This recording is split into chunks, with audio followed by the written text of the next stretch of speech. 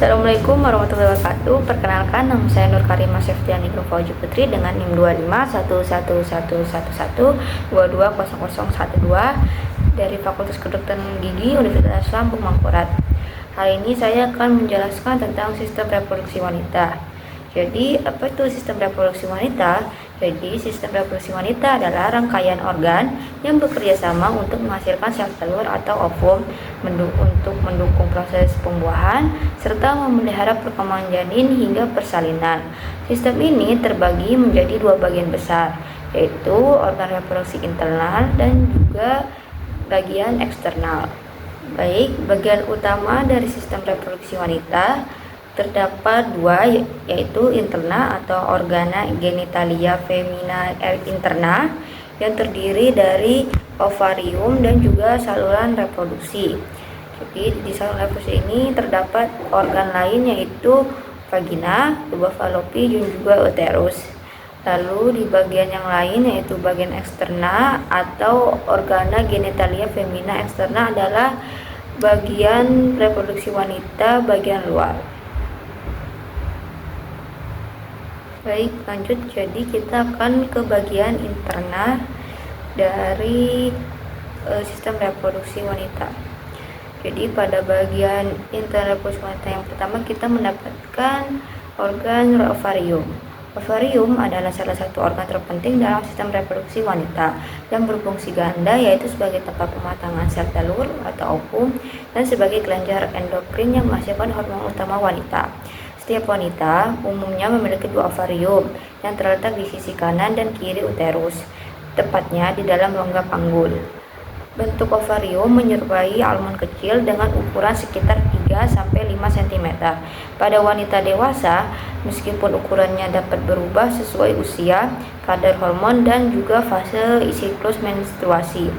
Posisi ovarium dipertahankan oleh beberapa jaringan pengikat, terutama ligamentum ovari poprium yang menghubungkan ovarium dengan uterus, serta ligamentum suspensorium ovari yang menempel pada dinding panggul dan berfungsi membawa pembuluh darah, vena, dan saraf menuju ovarium.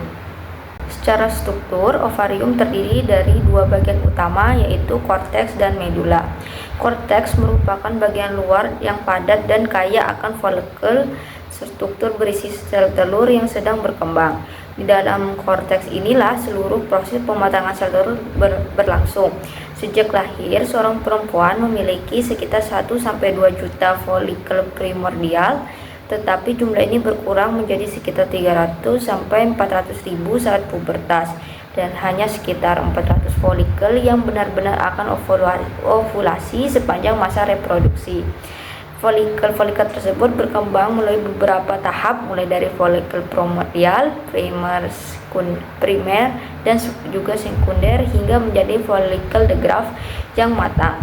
Proses pematangan ini dikendalikan oleh hormon FSH atau follicle stimulating hormone dan dari kelenjar hipofisis.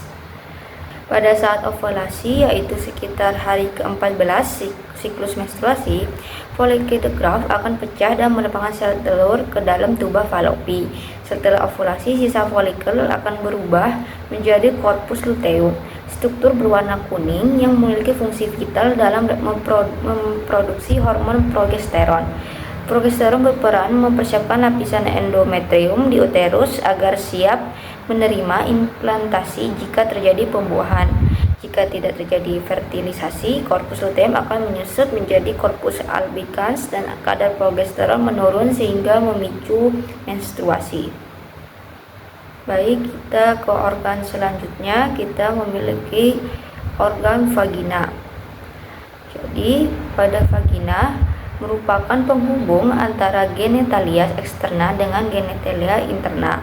Vagina berukuran depan 6,5 cm dan di belakang 9,5 cm. Pada puncak vagina terdapat bagian yang menonjol dari leher rahim yang disebut porsio. Epitel vagina merupakan epitel squamosa dalam beberapa lapisan yang tidak mengandung kelenjar akan tetapi mengadakan transudasi. Dinding belakang vagina lebih panjang dan membentuk fornix posterior, fornix lateralis sinistra, dan fornix lateralis dextra. Lalu selanjutnya kita mempunyai organ internal lainnya yaitu uterus. Jadi uterus berbentuk seperti buah alpukat atau buah pir yang sedikit gepeng, terletak dalam rongga pelvis di antara rektum dan kandung kemih. Panjang uterus sendiri 7 sampai 7,5 cm dengan lebar 5 cm dan tebal 2,5 cm. Uterus pada wanita dewasa terletak di sumbu tulang panggul dalam posisi anterversioflexi membentuk sudut dengan vagina. Korpus uteri ke arah depan membentuk sudut 120 sampai 130 derajat dengan serviks uteri. Selain itu, uterus terdiri dari satu fundus uteri atau dasar rahim, ditutupi oleh peritoneum, berhubungan dengan facies vesicalis dan bermukaan internalis. Pada bagian atas bermuara tuba uterin yang menembus dinding uterus. Korpus, lalu ada bagian lainnya yaitu korpus uteri yang di dalamnya terdapat rongga atau cavum uteri yang membuka keluar melalui saluran kanalis cervicalis. Bagian ini merupakan tempat berkembangnya janin. Lalu bagian ketiga ada cervix uteri, merupakan bagian uterus yang menyempit berbentuk kerucut dengan apeks yang menjurus ke bawah dan ke belakang dan sedikit lebar di pertengahan. Serviks dibagi atas dua bagian yaitu portio supravaginalis dan juga portio vaginalis. Lalu uteri interna sendiri terdiri dari satu endometrium, terdiri dari jaringan epitel dan kelenjar yang banyak. Endometrium mengandung pembuluh darah, bagian korpus uteri endometrium licin dan bagian serviks berkelok-kelok. Kelenjarnya bermuara pada kanalis cervicalis. Pertumbuhan dan fungsi endometrium dipengaruhi oleh hormon steroid ovarium. Lalu bagian yang kedua yaitu bagian myometrium. Myometrium adalah lapisan otot yang tersusun sedemikian rupa hingga dapat mendorong isinya pada waktu persalinan dan dapat mengecil kembali setelah plasenta keluar. Lalu bagian yang terakhir ada perimetrium atau lapisan luar, yaitu lapisan dilapisi oleh peritoneum visceral ditemukan pada dinding korpus uterus serosa atau peritoneum uterus. Lalu bagian organ internal selanjutnya ada tuba fallopi. Tuba fallopi sendiri terdiri dari satu bagian pars interstitialis, yaitu bagian tuba yang terdapat di dalam uterus. Lalu ada pars ismica, yaitu bagian yang sempit pada sudut antara uterus dan tuba. Lalu ada pars ampularis, yaitu bagian yang membentuk saluran yang lebar meliputi ovarium. Lalu ada infundibulum, yaitu bagian yang ujung tuba yang terbuka mempunyai umbul yang disebut fimbre melekat pada ovarium untuk menangkap sel telur yang dilepas oleh ovarium menuju tuba. Lalu kita akan ke bagian organ eksternal pertama yaitu mon pubis. Mon pubis atau mon veneris adalah jaringan lemak subkutan berbentuk bulat yang lunak dan padat serta merupakan jaringan ikat di atas simfisis pubis. Mon pubis banyak mengandung kelenjar minyak dan ditumbuhi rambut berwarna hitam, kasar dan ikal pada masa pubertas. Mons berperan dalam sensualitas dan melindungi simfisis pubis selama koitus atau hubungan seksual. Semakin bertambahnya usia, jumlah jaringan lemak di tubuh wanita berkurang dan rambut pubis menipis. Lalu organ eksternal selanjutnya kita mempunyai labia mayor. Labia mayor adalah dua lipatan kulit panjang melengkung yang menutupi lemak dan jaringan ikat yang menyatu dengan mon pubis. Memanjang dari mon pubis ke arah bawah mengelilingi labia minor, berakhir di perineum pada garis tengah. Panjangnya 7-8 cm dengan lebar 2-3 cm, lalu dengan tebal 1-1,5 cm dan agak meruncing pada ujung bawah. Labia mayor melindungi labia minor, meatus urinarius, dan introitus vagina atau lubang vagina.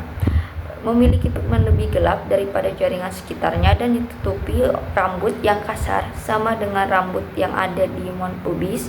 dan semakin menipis ke arah luar perineum. Pada bagian ini mengandung suplai kelenjar sebasia dan banyak kelenjar keringat serta banyak mengandung pembuluh darah. Selanjutnya kita mempunyai organ eksternal yaitu labia minor. Jadi labia minor terletak di antara dua labia mayor dan merupakan lipatan kulit yang panjang, sempit dan tidak berambut yang memanjang ke arah bawah dari bawah klitoris dan menyatu dengan foresite. Pembuluh darah yang banyak membuat labia berwarna merah kemerahan dan memungkinkan labia minor membengkak bila ada stimulus emosional dan stimulus fisik. Ruangan antara kedua labia minor disebut vestibulum. Baik, selanjutnya kita mempunyai klitoris. Klitoris adalah organ pendek berbentuk silinder dengan ukuran kurang lebih 6 x 6 mm dan erektil yang terletak di bawah arkus pubis. Ujung badan klitoris dinamakan glans dan lebih sensitif daripada badannya. Saat wanita secara seksual terangsang, glans dan badan klitoris akan membesar. Klitoris juga ditutupi oleh lapisan kulit atau epidermis tipis yang kaya dengan saraf sensorik.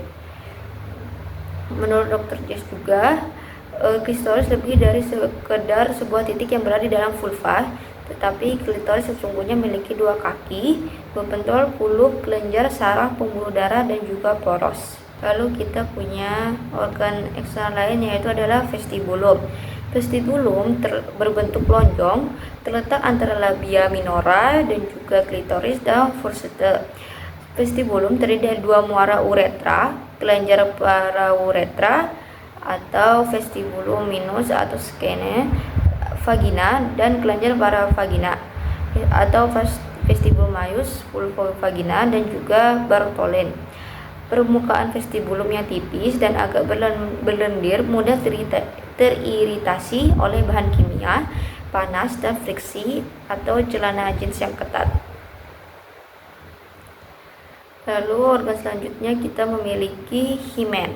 Himen merupakan lipatan yang tertutup mukosa sebagian bersifat elastis tetapi kuat dan terletak di sekitar introitus vagina atau lubang vagina.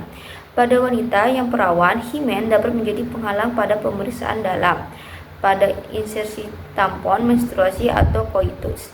Himen bersifat elastis sehingga dapat mudah robek. Terkadang himen menutupi seluruh orivisum yang menyebabkan himen tertutup secara abnormal.